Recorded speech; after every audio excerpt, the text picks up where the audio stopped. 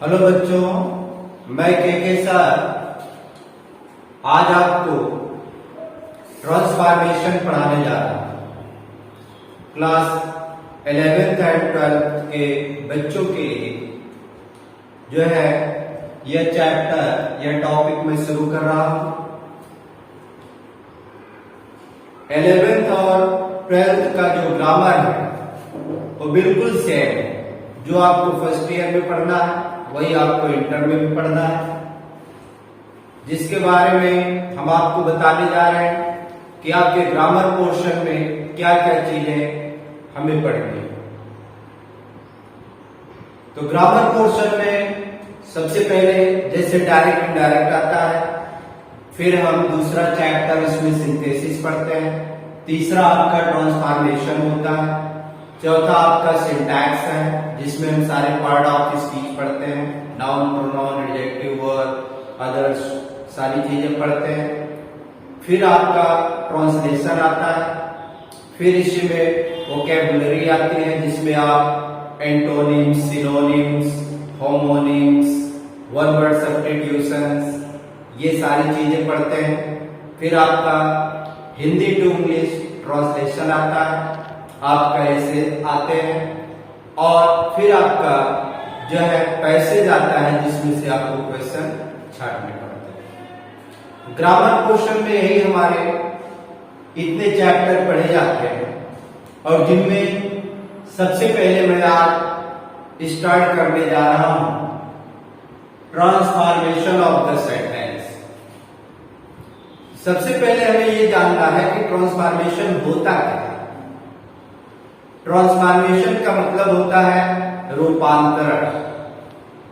जैसे आप लोग कहते हो कि हमारे पिताजी का ट्रांसफर लखनऊ से कानपुर हो गया या कानपुर से इलाहाबाद हो गया, तो ट्रांसफॉर्मेशन का मतलब होता है कि केवल उनका पोस्टिंग एक जगह से दूसरी जगह उनकी पोस्टिंग चेंज हो गई।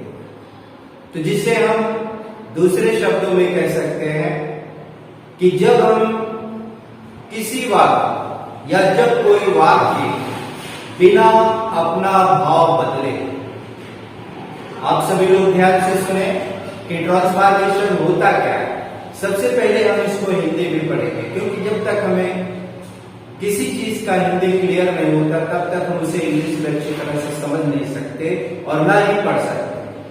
तो ट्रांसफर आपने अक्सर सुना होगा कि फला अधिकारी का ट्रांसफर कानपुर से लखनऊ हो गया या यहां से वहां हो गया। तो ट्रांसफर का मतलब क्या उसकी पोस्ट चेंज हो गई, क्या उसका पद या उसका ग्रेड चेंज हो गया, क्या उसकी सैलरी चेंज हो गई? नो, उसकी सैलरी, उसकी पोस्ट सब कुछ वही रहता है, केवल प्लेस का चेंजमेंट्स होता है। उसी को हम स्थानांतरण भी कहते हैं। तो आपको एक क्लियर होना चाहिए। तो देखो, बहुत ही सिंपल जो है लैंग्वेज में आप कह सकते हो कि ट्रांसफॉर्मेशन क्या है। ट्रांसफॉर्मेशन जो है वह शब्द है, या हम कह सकते हैं जब एक वाक्य बिना अपना अर्थ या भाव बदले दूसरे वाक्य में बदल जाए।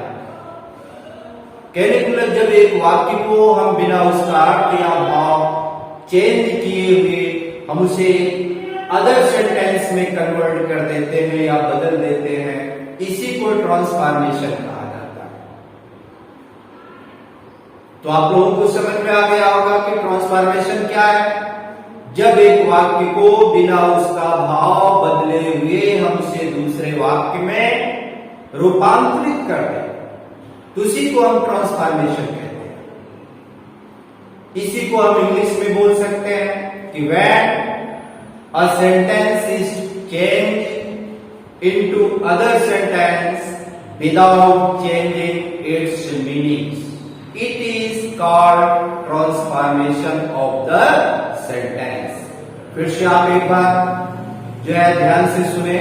When a sentence changes into other sentence without changing its meanings, it is called transformation of the sentence. जब एक वाक्य बिना अपना भाव या हुए दूसरे वाक्य में ट्रांसफर हो जाए, उसी को हम वाक्यों का रूपांतरण करते हैं, जिसमें आपका सेंस सेम वही रहता है, अर्थ सेम रहता है, केवल हमारे कहने का ढंग और स्ट्रक्चर ऑफ द सेंटेंस केवल चेंज होता है, नॉट इट्स मीनिंग।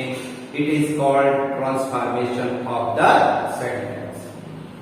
अब हमें क्या पढ़ना है कि ट्रांसफॉर्मेशन में हमारे कितने पार्ट्स हमें पढ़ने हैं, कितने इसके पार्ट हैं, कितने टॉपिक इसके अंतर्गत हमें पढ़ना है। तो फर्स्ट आपका आता है रिमूव एडवर्ब टू। रिमूव का मतलब होता है हटाना, एडवर्ब का मतलब होता है, एडवर्ब में आपका दो शब्द जुड़ा है, एड और plus verb. Ad means adjective and verb means मुक्रिया। और टू, इसको टू नहीं पढ़ते बेटा, इसको टू पढ़ते हैं। एक आपका TO2 होता है और एक आपका TOO2 होता है। इस पर हम थोड़ा सा जोर देते हैं, तो इसको हम बोलते हैं क्रिया विशेषण। तो इस एडवर्ब टू को हमें हटाना है। तो क्लियर है कि जब हम कोई चीज हटाते हैं तो उसके बदले में हमें कुछ लाना पड़ता है। तो सब पहला इसमें हम पढ़ेंगे रिमूव एडवर्ब टू।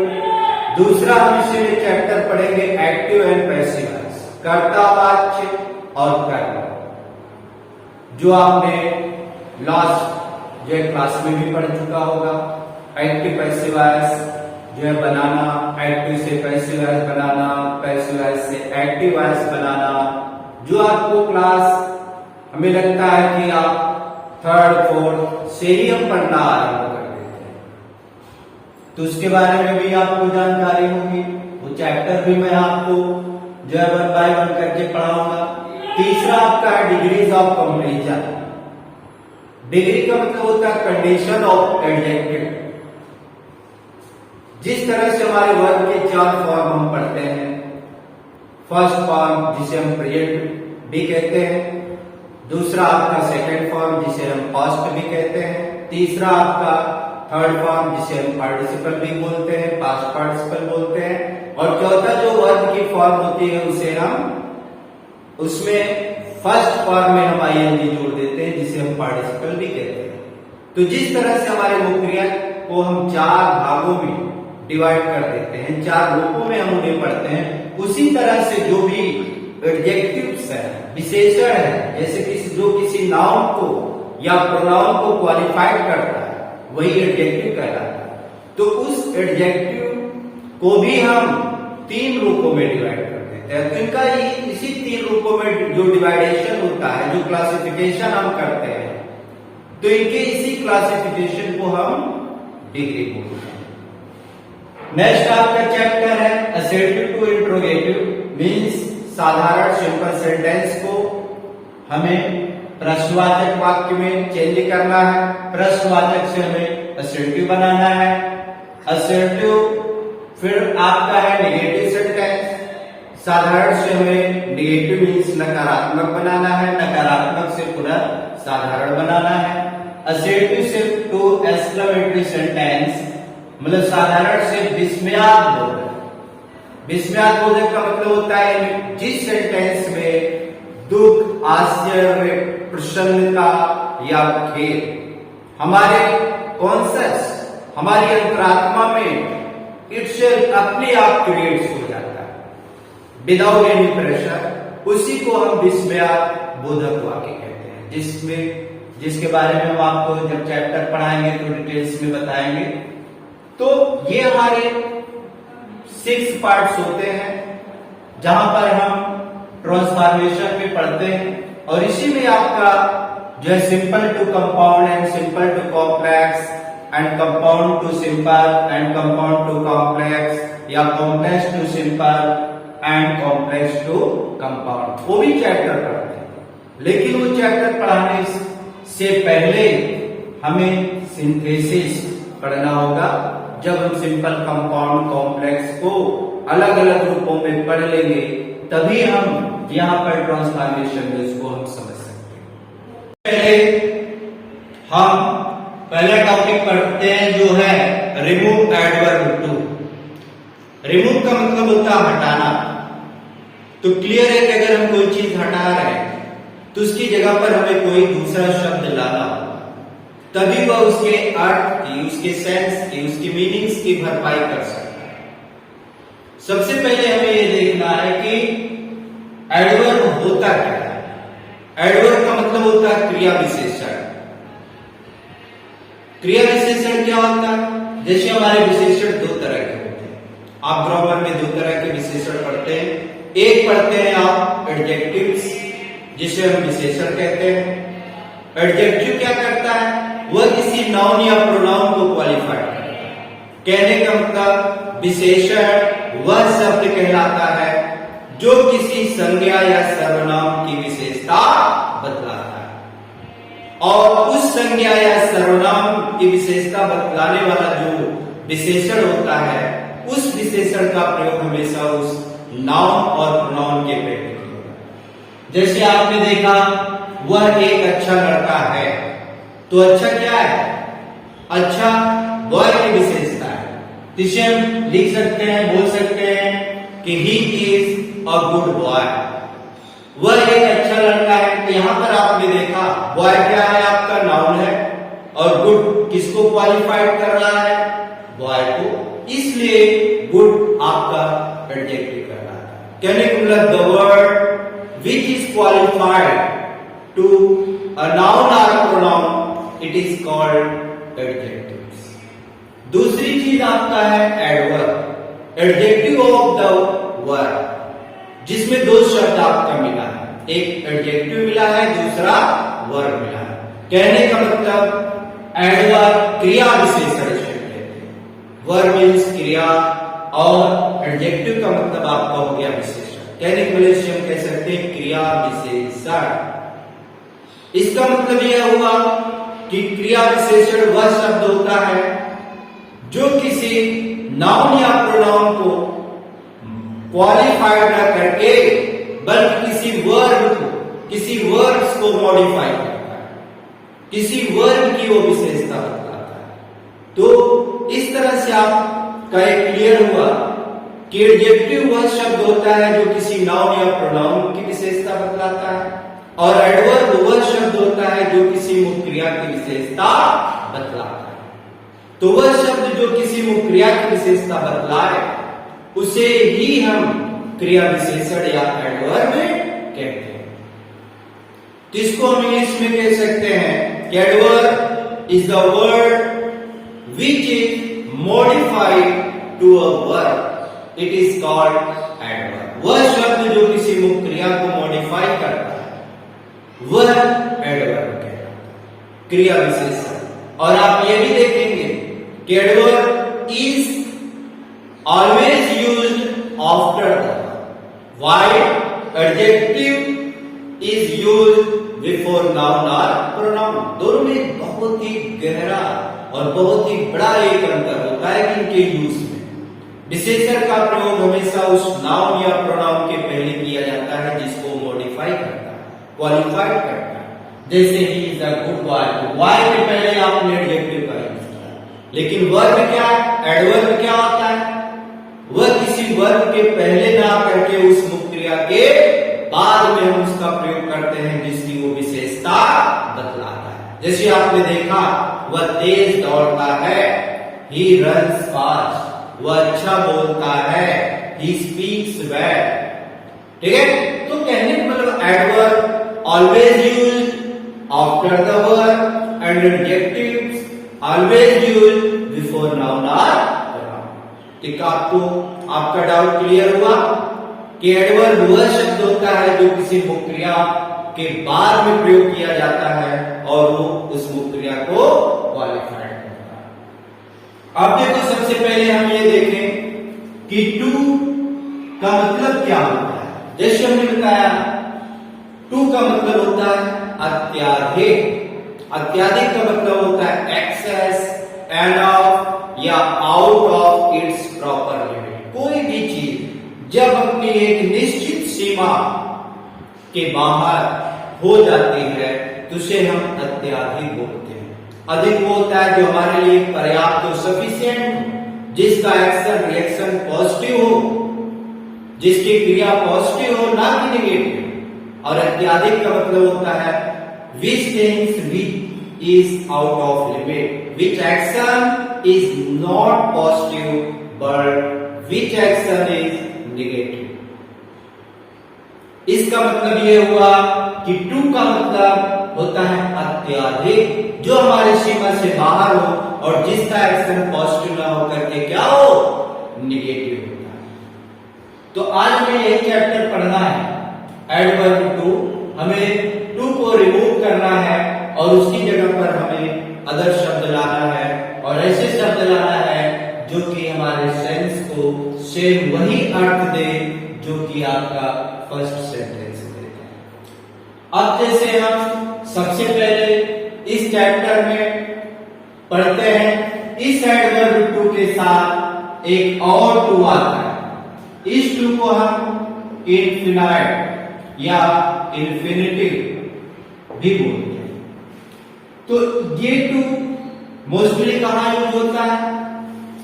आपने हमेशा देखा होगा इन्फिनिटिव टू का प्रयोग हमेशा उस कंडीशन में किया जाता है जब भी हमारे एक ही सेंटेंस में मोर देन वन, एक से अधिक बार वर्ब का प्रयोग किया जाता है। तो इनके साथ, इस एडवर्ब के साथ आप इस टू को भी हम पढ़ेंगे, और इन्हें दोनों टू को हटा करके हमें क्या करना है, हमें जो है ये चैप्टर, ये टॉपिक पढ़ना है।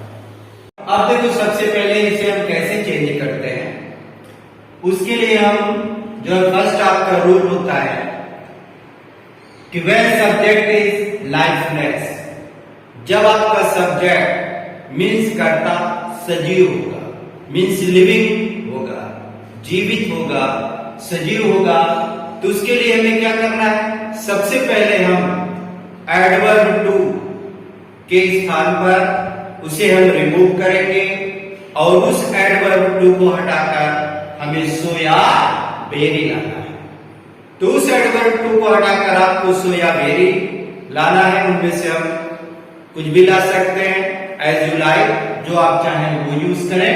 और दूसरे टू को हटा करके, इन्फिनिटिव टू को हटाकर हम सबसे पहले दैट लाते हैं, फिर इसके बाद हम सब्जेक्ट लाते हैं, फिर कैन नॉट और कुड नॉट का हम यूज करते हैं, और फिर आपका वर्ब आता है। आपने देखा, मैंने पहले आपको बताया था कि जब हम एडवर्ब टू को हटाते हैं, मतलब टू का मतलब इतना अत्यधिक होता है कि जिसका एक्शन पॉजिटिव ना होकर क्या होता है, नेगेटिव होता है। इसीलिए कैन और कुड के साथ हम नॉट का प्रयोग करते हैं या किया जाता है। अब जैसे एक सेंटेंस है, she is too weak to run fast. ये आपका सेंटेंस है, she is too weak to run fast. अब देखो बेटा, बहुत इजी, ये चैप्टर बहुत ही इजी चैप्टर है, कुछ नहीं आपको करना है, ये दो चीज को केवल हटाना है और इन्हीं के स्थान पर हमें ये चीजें लाना है। जैसे तो ये क्या होता है, सी टू किया हुआ सो, वीक का वीक, और इस टू को हटाओ सबसे पहले दैट। इसके बाद आपका सब्जेक्ट, सब्जेक्ट आपका क्या है, सी, तो यहां हम सी लिखते हैं, और कैन नॉट या कुड नॉट में से हमें एक चूज करना है। तो देखो हम इस पर गौर करते हैं कि अगर आपका वाक्य प्रेजेंट टेंस में है, प्रेजेंट में है, तो आप कैन नॉट लाएंगे, और यही अगर आपका पास्ट टेंस में होगा, मींस इज एंड आर की जगह अगर वाज वर का प्रयोग होगा, तो आप कुड नॉट का प्रयोग करेंगे। जैसे इज एंड आर का पास्ट वाज वर होता है, उसी तरह से कैन का पास्ट क्या होता है, कुड होता है। तो क्या बन गया, तो दैट शी, और ये हो जाएगा कैन नॉट रन फास्ट। अब जरा आप सेंस देखिए, दोनों के अर्थ देखिए, क्या सेम आ रहे हैं या डिफरेंट आ रहे हैं। ऊपर आपने लिखा she is too weak to run fast, वह इतना इतना जितना, तो देखो करेक्ट, वह इतना कमजोर है, वह इतना कमजोर है कि वह तेज दौड़ नहीं सकता। यहां पर भी वही हुआ, she is so weak that she can not run fast, कि वह इतना ज्यादा कमजोर है कि वह तेज दौड़ नहीं सकती। तो आपने देखा ये सेंटेंस का जो चेंजमेंट्स होगा वो यही होगा, और इनका भी, इन्हें भी अगर हम चेंज करेंगे तो इनका भी चेंजमेंट्स यही होगा, इनके अलावा कोई और तीसरा चेंजमेंट्स इनका नहीं किया जाएगा। इसीलिए अभी आप एडवर्ब टू को रिमूव कर रहे हैं। इसी में हम दूसरी एक्सरसाइज पढ़ेंगे जिसमें हम एडवर्ब टू को लाएंगे, यूज्ड एडवर्ब, मतलब अभी हम उसको रिमूव कर रहे हैं और फिर बाद में हम उसे यूज भी करेंगे। तो आपने देखा she is too weak to run fast, तो हो गया she is so weak that she can not run fast. इसी में अगर पास्ट में है, जैसे हमने कहा Ravi was too old to sit proper. दूसरा आपका सेंटेंस है Ravi was too old to sit properly. Correct, Ravi इतना ज्यादा बूढ़ा था कि वह प्रॉपरली बैठ नहीं सकता था। अब बेटा आपने देखा यहां क्या आया, वाज। अब इसको हम चेंजमेंट्स करेंगे तो क्या होगा, ये आपको हो जाएगा रवि वाज टू की जगह चाहे तो हम सो ले लें या वेरी लें, तो रवि वाज वेरी ओल्ड और इस टू को हटाकर दैट। अब आप बेटा देखिए यहां आपका रवि है तो यहां आप रवि नहीं लिख सकते, क्योंकि हमारा ग्रामर का रूल्स है no part of speech is repeated more than one in only one sentence. एक सेंटेंस में एक से अधिक बार हम पार्ट ऑफ स्पीच का, किसी भी पार्ट ऑफ स्पीच का हम जो है यूज नहीं कर सकते। इसलिए इस नाउन का हमें प्रोनाउन लाना होगा, तो रवि का प्रोनाउन क्या हो गया, ही। और फिर आपका पास्ट में है तो यहां क्या हो गया, कुड नॉट सिट प्रॉपर्ली। अब इसका अर्थ बेटा देखिए क्या हुआ, Ravi was very old that he could not sit properly. It means Ravi इतना ज्यादा या रवि बहुत ही अधिक बूढ़ा था कि वह ठीक ढंग से या प्रॉपर्ली बैठ नहीं सकता था।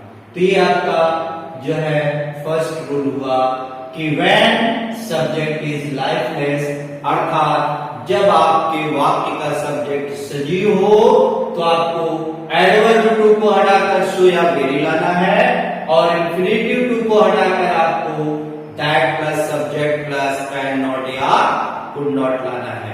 यदि आपका वाक्य प्रेजेंट टेंस में हो तो आप कैन नॉट का यूज करेंगे, और अगर आपका टेंस पास्ट में मीन्स वाज वर्ब का यूज है तो आप कुड नॉट का प्रयोग करेंगे। अब देखो हम इसी में दूसरा रूल्स पढ़ते हैं। फर्स्ट आपने पढ़ा जब सब्जेक्ट आपका सजीव हो मीन्स लाइफलेस हो या लिविंग हो, और दूसरा इसी में रूल्स हम पढ़ते हैं कि जब आपका सब्जेक्ट लाइफलेस हो अर्थात निर्जीव हो, नॉन लिविंग हो। तो देखो ना कोई ज्यादा अंतर नहीं होता। हम जानते हैं कि निर्जीव के लिए, बर्ड्स एंड एनिमल्स के लिए हम इट प्रोनाउन का मोस्टली यूज करते हैं। तो कैसे आप क्लियर करेंगे कि ये सजीव यहां पर है, निर्जीव है, तो आपको ही किसी न किसी तरह आपको सेंटेंस में जरूर है। और जैसे आपका दिया the book is too hard to learn, तो बुक आपका क्या है, निर्जीव है। यहां कहने का मतलब एक पुस्तक इतना अधिक हार्ड है या कठिन है कि उसे याद नहीं किया जा सकता। तो इट का प्रयोग किसके लिए हुआ, बुक के लिए। तो आपका सब्जेक्ट क्या है, निर्जीव है। तो देखो हम जानते हैं कुछ नहीं चेंजमेंट्स करना, जो आपने फर्स्ट रूल पढ़ा उसमें बस एक थोड़ा सा चेंजमेंट्स आपको करना है। जहां आपने दैट के बाद सब्जेक्ट लाए थे, उसी दैट के बाद हम इट या वन का यूज कर सकते हैं, या उसी इट या वन के स्थान पर हम नन, नो वन या नोबडी का यूज कर सकते हैं। जो कि सिंगुलर सब्जेक्ट माना जाता है और निगेटिव सब्जेक्ट माना जाता है। एवरीवन, एवरीबॉडी, एनीवन, एनीबॉडी, ये आपका पॉजिटिव सिंगल सब्जेक्ट माना जाता है और इसी का अपोजिट होता है नन, नो वन एंड या नोबडी। तो हम इसमें दो रूल्स पढ़ते हैं, दो तरह से बना सकते हैं। तो शायद बाकी एलिमेंट्स वही रहेगा, यहां भी हम टू के स्थान पर सो या वेरी लाएंगे। इस टू को हटाकर हमें दैट लाना है, प्लस दैट के बाद सब्जेक्ट के स्थान पर इट या वन लाना है और कैन नॉट और कुड नॉट ये भी हमें लाना है, दो में कोई एक लाना है टेंस के अकॉर्डिंग। तो इसको जब हम चेंज करेंगे तो क्या बनेगा, ये बनेगा आपका द बुक इज, टू की जगह हो गया सो, हार्ड का हार्ड। अब यहीं पर हम दैट लाएंगे और दैट के बाद इट या वन का, दोनों में से हम कोई भी यूज कर सकते हैं। आपका वाक्य किसमें है, प्रेजेंट में है, तो यहां क्या हो गया, कैन नॉट लर्न, ये हो गया। सेंस आपका हुआ the book is so hard that it या वन कैन नॉट लर्न। अगर हम इट लाते हैं तो जो है हमें बाद में इट नहीं लाना पड़ेगा, that it can not learn. लेकिन अगर हम वन लाते हैं तो one can not learn it, क्योंकि इट बिलोंग्स टू बुक। एक इट का संबंध किससे है, पुस्तक से। तो एक रूल तो आपका ये हो गया कि हम दैट के बाद इट या वन ला सकते हैं, और दूसरा आपका इसी में दूसरा जो रूल्स है, आपने देखा the book is too hard to learn it, आपने बनाया the book is so hard that it या वन कैन नॉट लर्न। यह पुस्तक इतना ज्यादा कठिन है कि कोई भी इसे पढ़ नहीं सकता है या यह याद नहीं की जा सकती है। इसी को हम दूसरी तरह बना सकते हैं, तो ये आपका बनेगा the book is so hard. अब इसी इट और वन की जगह पर दैट के बाद हम नन भी ला सकते हैं, नो वन भी ला सकते हैं या नो बड़ी भी ला सकते हैं, ठीक। और फिर हो जाएगा कैन नॉट लर्न का लर्न इट का। कहने के लिए हमारे पास तीन ऑप्शन होते हैं, नन, नो वन, नो बड़ी। आप चाहें तो इसके अकॉर्डिंग आप चेंज कर सकते हैं, आप चाहें तो इनके अकॉर्डिंग चेंज कर सकते हैं। The book is so hard that none can. अब तो बेटा ये आपका ऑलरेडी नेगेटिव है, तो इसके साथ हम नॉट नहीं लाएंगे। ये क्या हो गया, नन कैन लर्न इट, कोई भी इसे याद नहीं कर सकता। The book is so hard that none या नो वन या नोबडी कैन लर्न इट। तो ये आपका दूसरा चैप्टर हुआ कि अगर आपका सब्जेक्ट निर्जीव है तो हम टू के स्थान पर सो या वेरी लाते हैं और दैट के बाद इट या वन के साथ कैन नॉट लाते हैं, या दैट के बाद नन, नो वन, नोबडी जो कि एक नेगेटिव सब्जेक्ट होता है उसके साथ हम कैन या कुड ला सकते हैं। एक दूसरा सेंटेंस जैसे हमने लिखा, the tree was too high to climb it। अब यहां देखिए बच्चों कि आपका ट्री क्या है, इसके लिए भी हम इनका प्रयोग करते हैं।